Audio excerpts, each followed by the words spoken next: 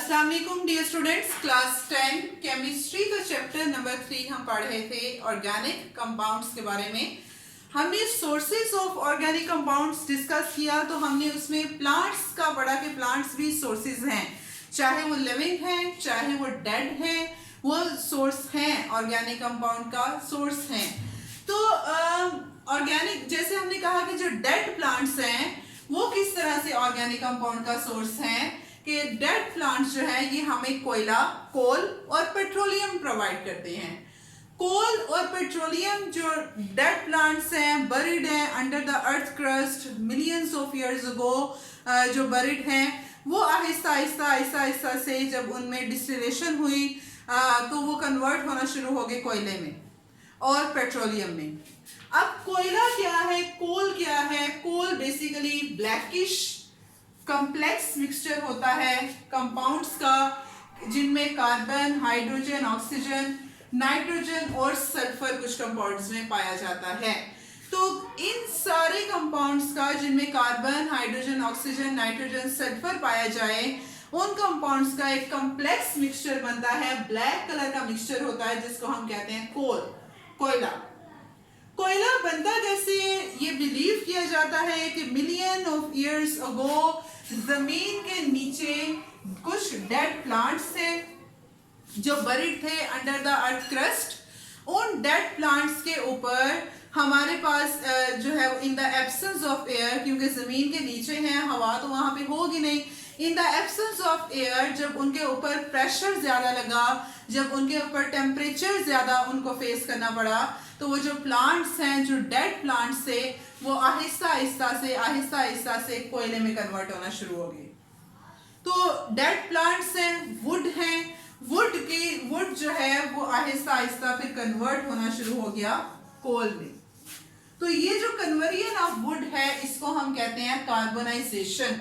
ये जो प्रोसेस हो रहा है, जैसे कार्बन कंटेंट होता है कोल में, कार्बन कंटेंट की बेस पर ही हम कोल की क्वालिटी को डिसाइड करते हैं कि क्या क्वालिटी इसकी होगी।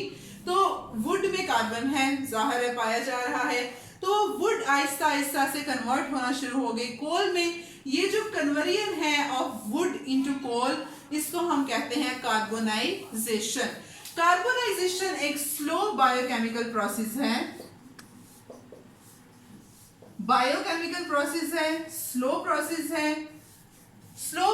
है, आहिस्ता आहिस्ता से। जाहिर है, मैंने आपको बताया कि मिलियन ऑफ इयर्स अगो जो है जो प्लांट्स बरिड थे वही आहिस्ता आहिस्ता से जो डेड प्लांट्स थे वो कोयले में कन्वर्ट हुए हैं। बायोकेमिकल प्रोसेस है, बायोकेमिकल के इसमें हमारे पास टेम्परेचर, प्रेशर तो इन्वॉल्व है, उसके अलावा जो माइक्रो ऑर्गेनिजम्स हैं, बैक्टीरियाज हैं, वायरसेस हैं, वो भी इसमें इन्वॉल्व हैं, वो भी जो है वो वुड को कोयले में कन्वर्ट कर रहे हैं। अब जी हम कह रहे हैं वुड में होती है 40% कार्बन। अब वुड के ऊपर प्रेशर लगता है, ये कोल में कन्वर्ट होता है, फिर हम मजीद प्रेशर इस वुड के ऊपर, इन प्लांट्स के ऊपर लगाते हैं, फिर मजीद आगे से कोयला जो है हमारे पास एक और अमाउंट, क्वांटिटी का आ जाता है, क्वालिटी का आ जाता है, फिर मजीद प्रेशर और ज्यादा प्रेशर, जितना ज्यादा प्रेशर लगेगा कोयले के ऊपर उसकी उस हिसाब से जो है वो फॉर्म्स होंगी। तो कार्बन कंटेंट कोयले में कितना प्रेजेंट होगा, उस कार्बन कंटेंट की बेस पर इस जो कोल है इसको 4 फॉर्म्स में जो है वो डिवाइड किया गया है। सबसे पहले है हमारे पास पीट, कि जब हम कह रहे हैं जो प्लांट्स हैं, इन प्लांट्स के ऊपर प्रेशर लगा, इनको हाई टेम्परेचर दिया गया, प्रेशर इनके ऊपर अप्लाई किया गया, तो ये कन्वर्ट हो गए पीट में।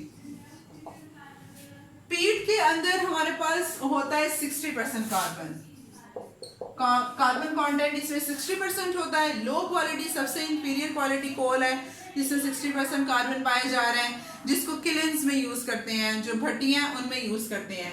फिर पीट के ऊपर फर्दर प्रेशर जब अप्लाई किया, फर्दर प्रेशर लगाने से ये पीट कन्वर्ट हो गया लिग्नाइट में। लिग्नाइट के अंदर 70% कार्बन कंटेंट पाया जाता है और इस लिग्नाइट को थर्मल पावर स्टेशंस में यूज करते हैं इस कोयले को। फिर लिग्नाइट के ऊपर फर्दर जो है वो प्रेशर, बहुत ज्यादा और प्रेशर अप्लाई किया गया, तो ये लिग्नाइट कन्वर्ट हो गया बिट्यूमिनस में।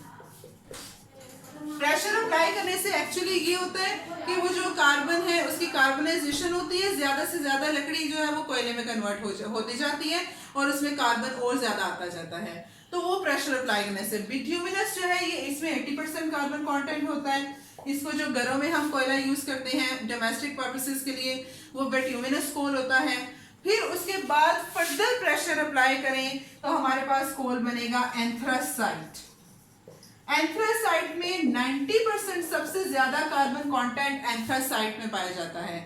एंथ्रासाइट जो है ये सुपीरियर क्वालिटी कोल है जिसको इंडस्ट्रीज में बहुत ज्यादा यूज किया जा रहा है। पावर जनरेशन आजकल इंडस्ट्रीज में हो ही कोयले की वजह से रही है, जिसकी वजह से फिर एयर पोल्यूशन भी बढ़ रहा है, सल्फर डाइऑक्साइड एयर में बढ़ रही है, एसिडिक रेन जो है उसके चांसेस बढ़ रहे हैं दिन ब दिन, और इस तरह से बहुत सारी प्रॉब्लम्स फेस करना पड़ रही हैं। एनवायरमेंट पोल्यूशन बहुत ज्यादा फेस करना पड़ रहा है। तो ये कोल की कार्बन कंटेंट की बेस पे कोल की 4 टाइप्स हैं, पीट, लिग्नाइट, बिट्यूमिनस, एंथ्रासाइट। कि हम जितना प्रेशर अप्लाई करते जाएंगे उतनी ज्यादा वुड जो है वो कार्बन में कन्वर्ट होती जाएगी और कोयले में, और उसमें कार्बन कंटेंट आता जाएगा। तो ये था हमारे पास कोल और इसकी 4 फॉर्म्स। कल हम पढ़ेंगे कि कोल जो है ये हमने कहा था ये सोर्स है ऑर्गेनिक कंपाउंड का। बहुत सारे ऑर्गेनिक कंपाउंड्स हैं तो हम वो कोयले से निकाल सकते हैं। जब हम कोयले की डिस्टिलेशन करवाते हैं, डिस्ट्रक्टिव डिस्टिलेशन करवाते हैं, तो उससे हम कोल गैस बना सकते हैं, कोल टार बना सकते हैं, मीथेन गैस बना सकते हैं, हम जो है अमोनिया लिक्विड बनाते हैं जिसको हम यूज करते हैं। तो वो क्या है, किस तरह से बनते हैं, कैसे हम उनको यूज करते हैं, कल हम उसके बारे में पढ़ेंगे। आज के लिए इतना ही। अस्सलाम वालेकुम, अल्लाह हाफिज।